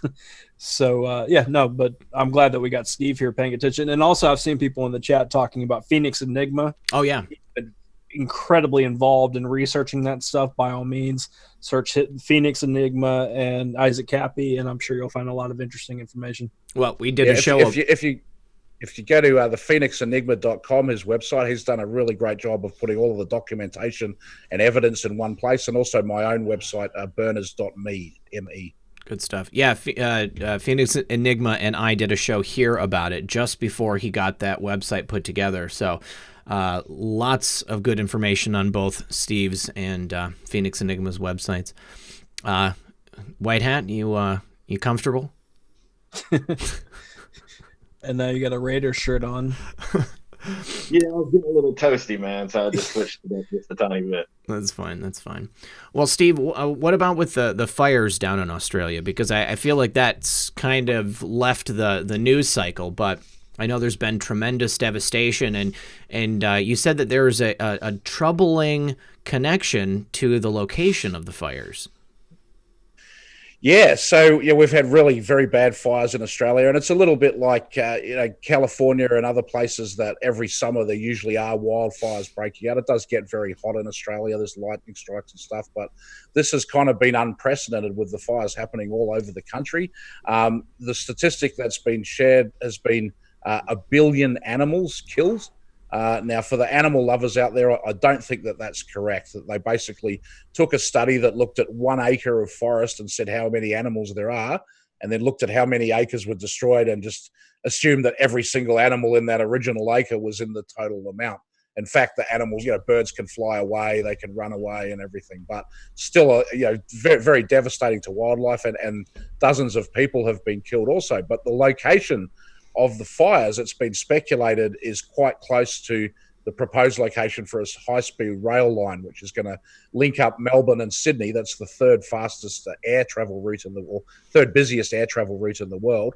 And then it will go from Sydney up to Brisbane as well. So 90% of Australia's population lives on the eastern coast of Australia, and mostly in Melbourne, Sydney and Brisbane. And this high-speed rail would link them all up. It's a $200 billion project, which is a really big deal for Australia. There aren't that many projects of that size. And obviously, all of the contracting companies that win a deal like that are going to stand to make a lot of money. But the problem is the ideal route for the traffic goes through valuable agricultural land, and they have eminent domain type laws in Australia where the government can say we have to buy that land from you because we're going to put a rail line here.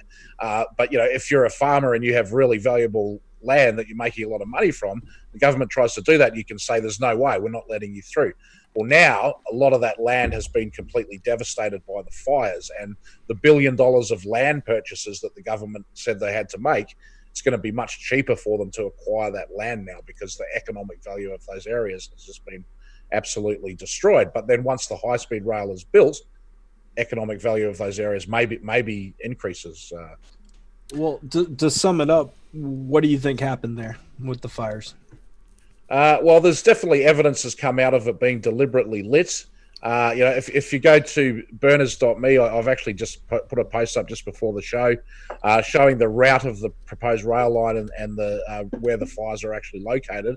And I also did a video a little while back speculating about, could this be China? Because we know that geoengineering is real, that they can do weather modification. We had US Defense Secretary, I think it was William Cohen, talking about a new kind of eco-terrorism where earthquakes and fires and floods and droughts can be created by artificial means. And so there's one possibility that it's some sort of foreign power attacking Australia with their own views of buying up the land very cheaply, but there's also the possibility that it's basically friendly fire, a self-inflicted wound of forces within Australia attacking the country themselves because they've got some big plans. But I certainly, I don't buy the narrative that it's climate change doing all this when the climate has always changed. We go through ice ages and things like that, and we know that there is, massive amounts of geoengineering going on, and many countries have admitted that they have weather modification programs now. Right. We had my buddy, the speaker 2018 on Twitter. When the fire started, he was like, well, this is kind of normal. You guys apparently have these things that happen, from time to time, but it does feel like the California model. Yeah. Well, interestingly with California, as PG&E, the main utility there, they don't just own a lot of electrical power stations, they own a lot of the water in California. There are reservoirs and dams that are then used in electricity generation. And a lot of this stuff is legacy things going back, 100 years plus. So that's an incredibly valuable asset that's locked within that corporation. And then as a result of all these fires, I think PG&E stock took a hit. I haven't looked at it in recent weeks to see if they recovered from that. But I did another post speculating if that was possibly, if there was artificially lit fires in California, was it something to do with getting access to those water reserves? And I did have a look at the high-speed rail line for the California one and comparing that to the location of the fires, and it's kind of hard to say because between San Francisco, Los Angeles, San Diego is the Highway 5, and it's basically like a straight flat run through the Central Valley for most of the way. So that's where you would build the high-speed rail is parallel to the 5, and that's sort of where the fires were, but that's kind of sort of where everything is. So I wasn't convinced about the fires being linked to high-speed rail in California. With Australia, I'm still looking into it. I think it's definitely worth further investigation. Hey, Steve, this is WhiteHat. So let me ask you a question. Has there been any money tied to this? Do they get any sort of funding from the government? Those companies or that area. I know with California, there's always a money trail. Disaster relief, you mean? Yeah. Yeah. So the first thing to bear in mind is that Australia and New Zealand, we're both actually kind of socialist countries. So we get free healthcare and free education and stuff like that. So there's kind of an expectation that if anything happens, the government will pay.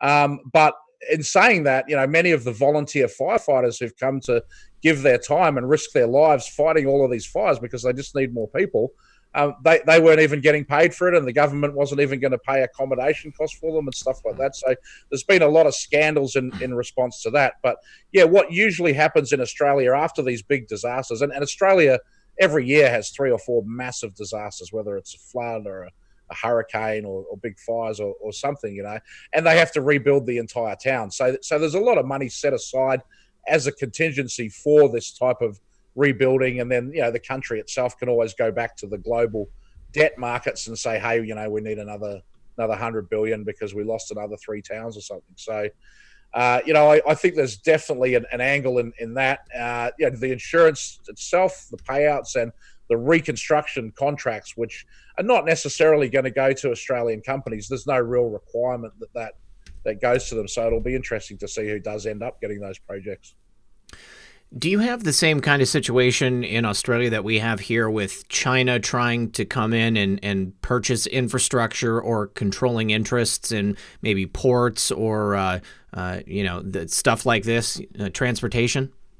Yeah, absolutely. We have all of those problems, and it's not just Australia and New Zealand. It's actually the region, right?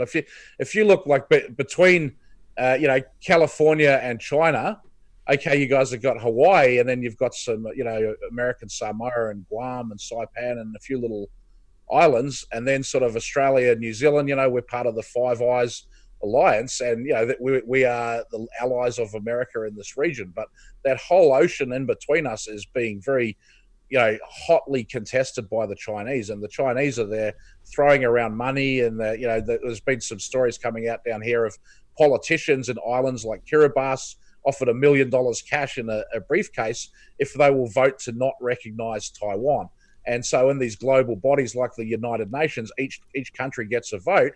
And so these tiny little island nations, you could get 15 different votes there. And for the Chinese to spend $1 million per country to get 15 votes on a global thing is really nothing. They probably spend more on hotel bills to send their delegation just to that UN meeting. So we're seeing economic invasion, and also though it's sort of creating an economic boom in both Australia and New Zealand as Asians, in particular Chinese, are coming here and buying real estate. Both countries have offered an investor visa where if you can invest $1 million, they'll give you a visa to come and move here permanently. So it's seen as like a safe haven for families that are wealthy in China. They can get their wealth out. They maybe send 1 or 2 of their kids to university down here, and then they'll apply for citizenship to stay. They get $1 million assets and an investor visa, and that establishes the family. So that's been pushing property prices up, and as a result, everyone's doing pretty well down here. Like New Zealand in particular is going through an economic boom. But it creates many of the issues related to nationalism that you guys are facing in the United States as well. Right. What about the encroachment of the Chinese into New Zealand politics? I was aware that in Australia very recently, they had just stopped a couple of people who were essentially agents of the Chinese government coming in and running for elected office down there in Australia. Have you seen anything like that as well in New Zealand? Well, look, there's a lot of rumors, but I don't think we've had anybody stopped by it. But yeah, I mean that's a definite problem. They've been very active in interfering in the political affairs of both countries for a long time. What about the atmosphere in New Zealand ever since that terrible event that took place at that mosque? I mean, I know that there was quite a bit that happened in the aftermath of that, but I was wondering if there had been like a gradual, continual squeezing of your rights and the things that you guys are allowed to do and say down there. Has that continued? I wouldn't say it's really continued, but they definitely moved very rapidly to take rights away. Like, one of the immediate things was that 4chan, 8chan, and even Zero Hedge were banned. You couldn't get to those websites at all unless you had a VPN and moved out of the country to do it. So and then there was also basically a massive move for gun restrictions. So they banned automatic weapons and higher capacity magazines, and really like cracking down on the guns. But there's a lot of hunters in New Zealand, and we have a very high percentage of gun ownership. So although they removed many guns, they certainly haven't removed the guns from the population of New Zealand. But big crackdown on rights, a big crackdown on free speech, and people just kind of took it. I mean, nothing like that's ever happened down here before. So people were stunned and in shock. And so during that time, they were able to move quite significant pieces of legislation through to change the country. But the Islamic population down here is just over 1% of the people. And it's really not particularly noticeable. Like, I lived in Melbourne in Australia for 20 years, which is very multicultural. You see people walking down the street in hijabs and the full face burqas and everything, and nobody really minds. Like, that doesn't cause a stir. But in Auckland, if you saw someone walking down, head to toe in a burqa, it would be like, oh well, I haven't seen something like that very often. So it's not really an issue that I think most New Zealanders care about. And we have elections every 3 years. We've got one coming up this year. We'll see what happens. But the Prime Minister stopped saying Jesus Christ in the parliament here, but after this shooting did read out an Islamic prayer, and many people saw that as a sad sign for the nation.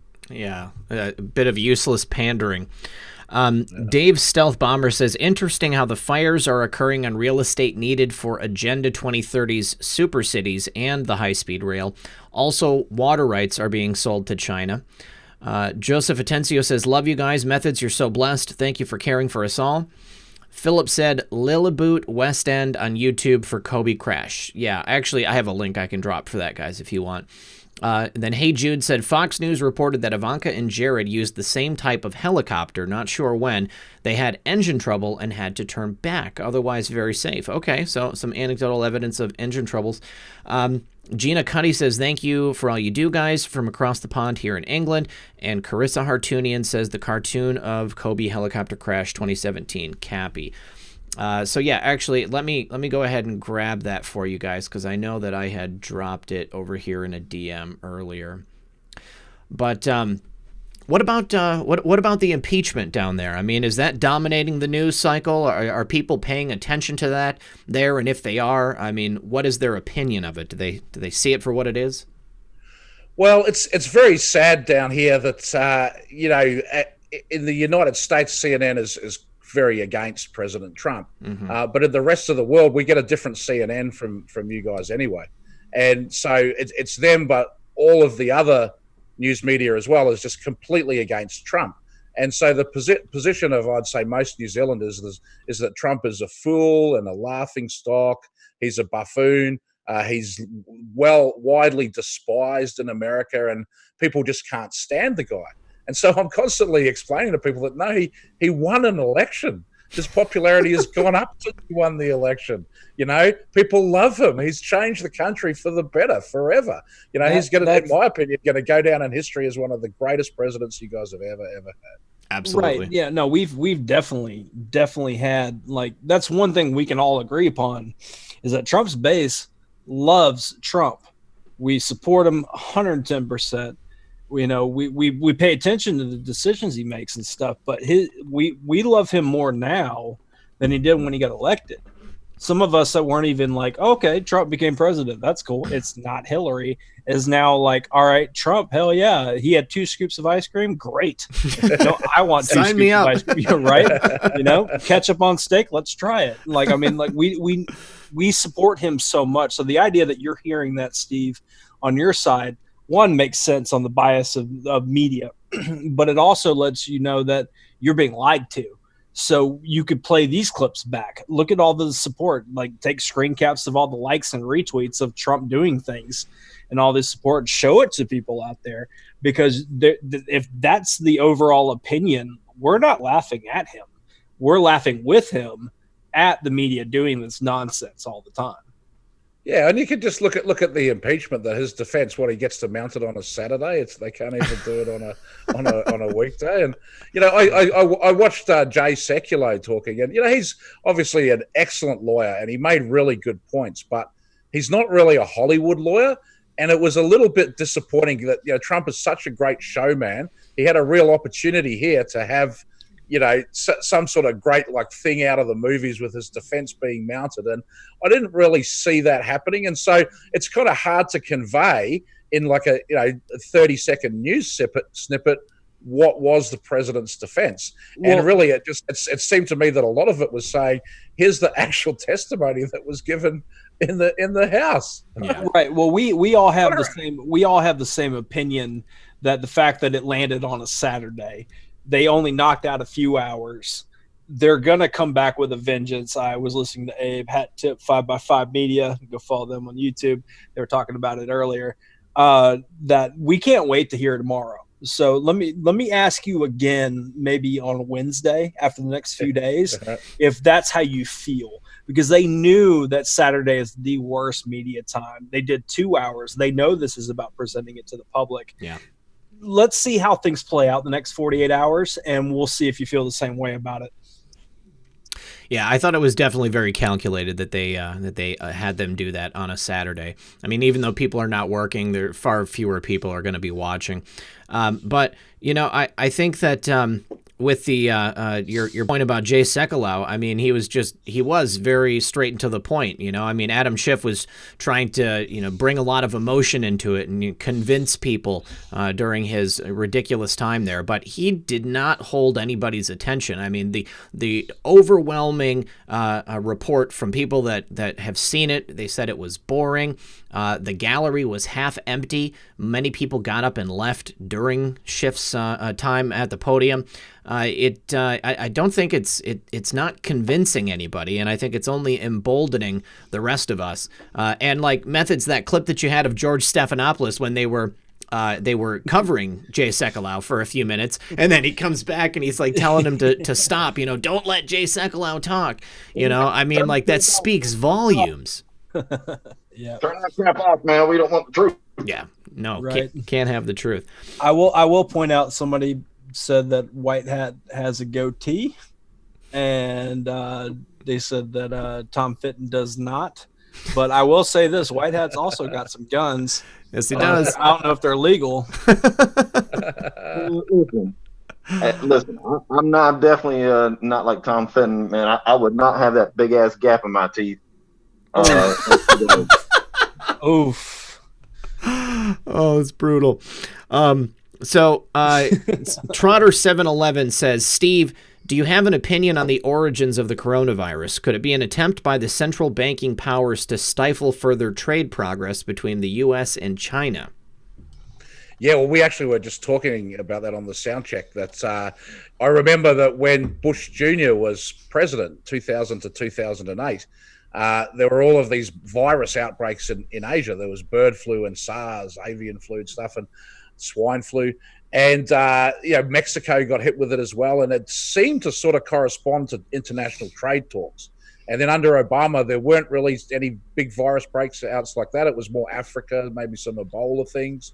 But Obama went pretty easy on China. And now we have Trump in the middle of trade talks with China. And he's a strong man. They've got things going on in Hong Kong, unrest where people are waving American flags and talking about the First and Second Amendment in Hong Kong. I mean, that seems to be political pressure being put on China. And I do wonder if some kind of virus like this could be part of that. I mean, it's broken out in an area where there is a bioweapons lab. There's actually 100 Australian children stuck in China because it's the Lunar New Year, the Chinese New Year. And so it's a common time where people travel back to be with their families. And so that may have actually increased the population of Wuhan at the time it broke out. That may have been, ripe conditions for something like this.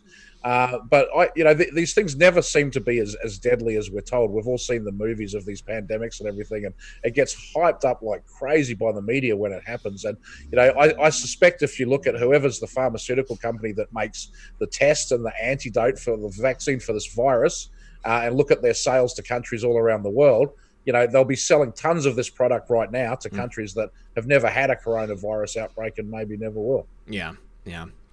No, it does seem a little too convenient for it to be happening right now. I mean, these things always have many, many different layers. So I wouldn't be surprised if all of it was true. But were you listening when we said that there's apparently some type of whistleblower, the coronavirus whistleblower? I mean, is there any cases of it down there in New Zealand? I mean, has anybody identified it? Yeah, in New Zealand, we're cleaner. New Zealand already has pretty high biosecurity standards. It's one of the most difficult countries to get into in the world. I know my wife once had one of those tiny jars of honey from a hotel dining cart in her luggage, and she got found out at an X-ray and pulled over, and they said, "You're smuggling honey into this country." She said, "If I was going to smuggle it, wouldn't I get a larger jar?" They said good point and let her go. But no, we haven't had any coronavirus here yet, but we do have heightened security measures at the airport on all flights coming in from China. Australia has had 4 confirmed cases and a 5th one suspected. So they're becoming very concerned about it. My own fear about it, just to speculate about, turning things like this into like a bigger opportunity for the cabal, is, when the Las Vegas shooting happened, there was a real fear that they were going to put metal detectors everywhere in schools and public events and things like that. And with this outbreak, I just wonder, are they going to bring up something that you won't be able to travel unless you can not only just demonstrate that you've had all the 75 vaccines or whatever you need to have, but also whatever is the latest thing that they're concerned about, that they'll vaccinate you right there at the airport if you want to travel and you can't show you've been vaccinated for it. And, I'm very concerned that we are moving towards a tyrannical future like that. Yeah, I can see that happening very easily. Going back to the bioweapons factory that is near the outbreak, what can you tell us about that? What I saw was it was a level 4 bioweapons, which is the highest level, and that they had recently ordered some cultures of this coronavirus-related material from North Carolina, from UNC Chapel Hill. I also heard that there was a patent related to the coronavirus that was owned by the UK. Yeah. So, I mean, what are the Chinese doing, developing level 4 bioweapons? Nobody in the world should be doing that, but unfortunately, America's doing it, Russia's doing it, China's doing it, and even more scary is probably private organizations and societies that are doing this type of thing. Like we had the Om Shinrikyo in Japan in the 90s, where this religious cult released sarin nerve gas in the subway system.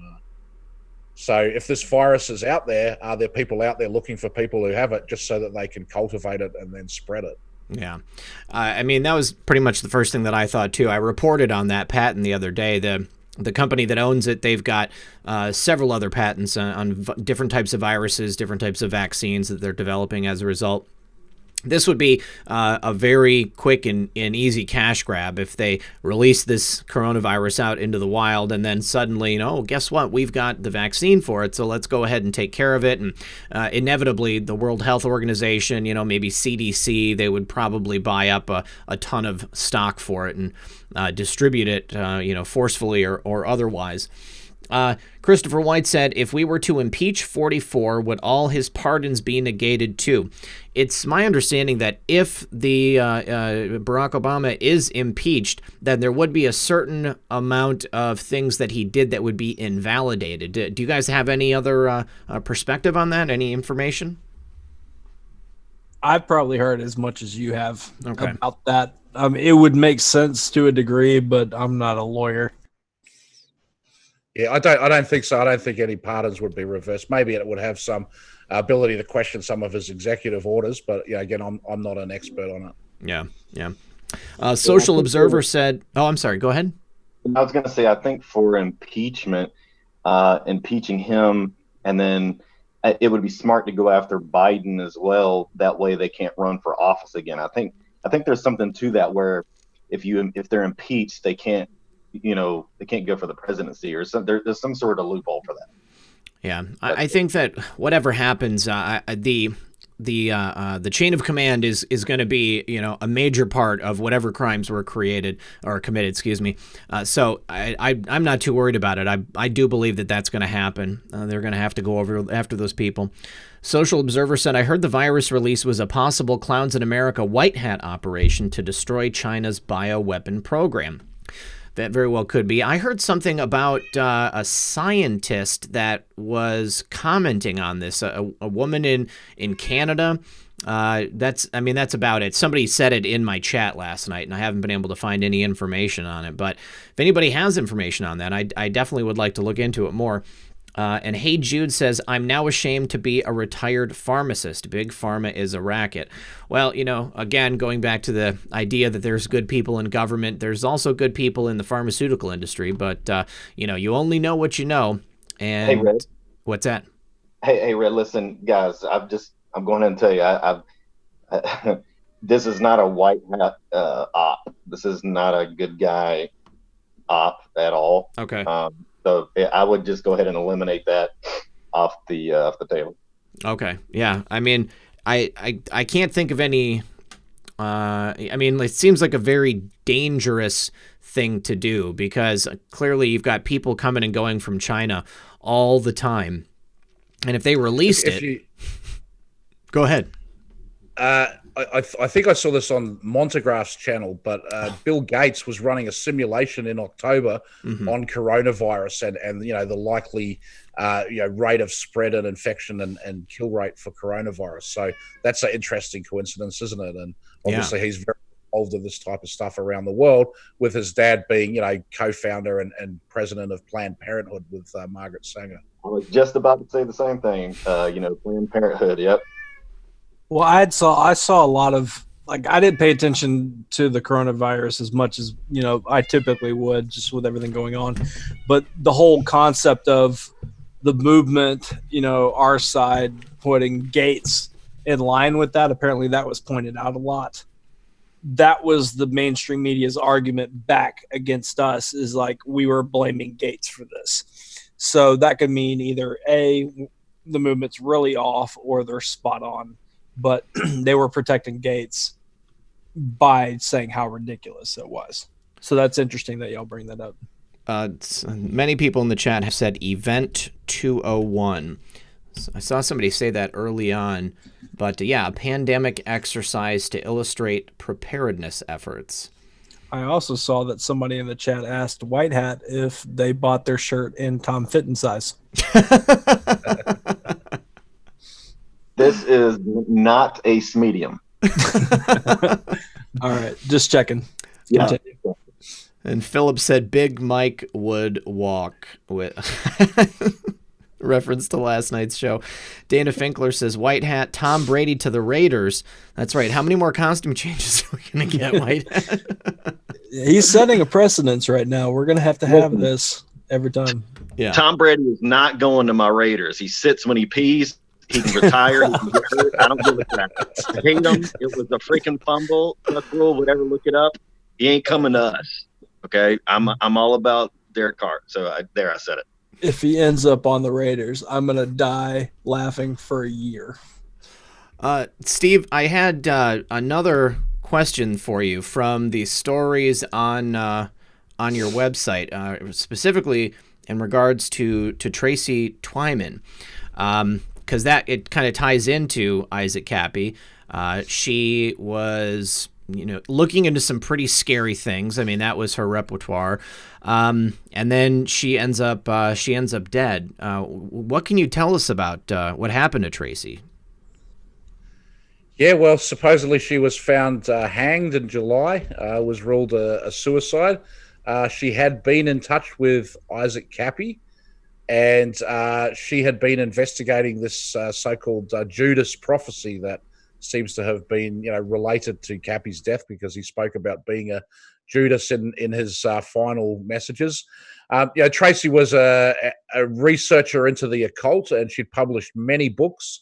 Her last book, Genuflect, is basically it's written as a novel, but it's sort of, based on what happened to her, that she was brought to the UK by an organization of Templars to give a speech, and she paid money for it, and she had quite a weird experience. And I haven't actually finished the novel to know how it all ended up, but she was connected to Boyd Rice, who was the number 2 in the Church of Satan for a long time. So, all kinds of occult black magic stuff involved, but in her later life, she seems to have more walked away from that and been, more about a path of Christian esotericism.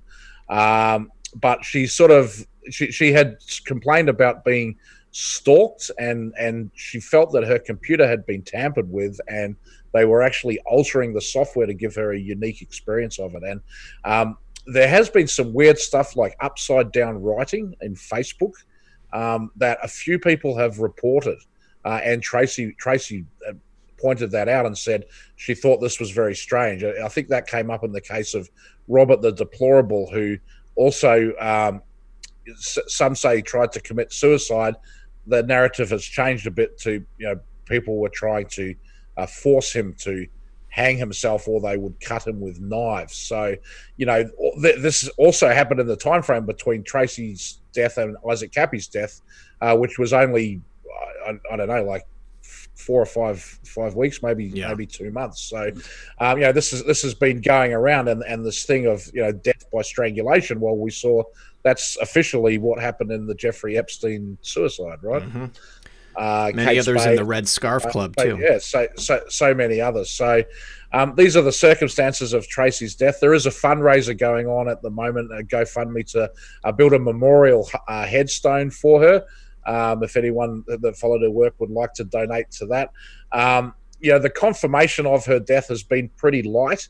There was a notice put in a local newspaper, a death notice, and then an obituary notice was put in the newspaper later. But both of those things happened many months after her death. And then there was a YouTube video recently released by a friend of hers who called the police, and he appeared to get confirmation that the death hasn't actually been closed off as a suicide yet and is still being investigated. So again, I really hope that's true, because any investigation of Tracy Twyman's death should lead to an investigation into what happened to Isaac Cappy, and vice versa. I think you have to look at both of them together. And I'll also point out that Joe Hagman from the Hagman Report, he also passed away in that time frame very suddenly, with his father saying that he didn't think it was an accidental death. He thought it was murder. Yeah, that was extremely tragic. I saw that report from Joe, like, I guess it was the day that he found out that his son had passed away. And he said, in no uncertain terms, that he was planning to go after the people that were responsible for Joe's death.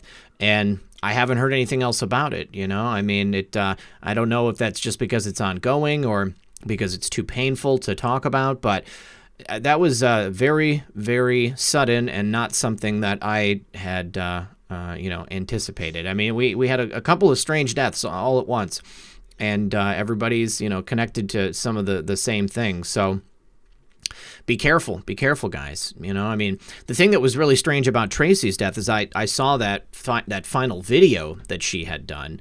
I believe you published it on the Crypto Beast YouTube channel. And it seemed like there was certainly an organized campaign, if not to, actually murder her, then to certainly drive her insane and kind of push her towards it herself.